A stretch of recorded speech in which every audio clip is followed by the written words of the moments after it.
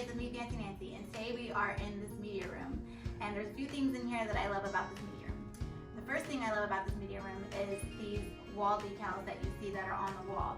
So this is actually rigid foam board that you can get from Home Depot for like $8.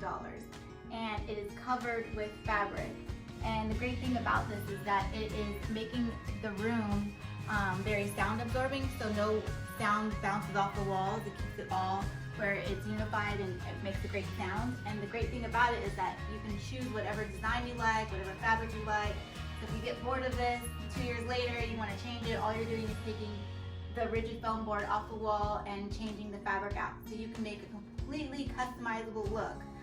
You could also add artwork on top of this if you wanted, or some people like posters in their media room, so they can add that on top of the boards and it creates a frame for the poster. So it has multifunctional uses, and again, the most great thing about it is that it is sound absorbing, which is what you want when you have a large room like this. Another thing I love about this media room is the bar area that they have. So not only is it a media room where you can sit and watch movies, but you can also have, you know, drinks and popcorn and that kind of thing. And it's just, if you have like a regular room, you can just add like a platform and then slab a countertop on top, and it creates a really cool bar area that you have. So now you have dual purpose in your media room.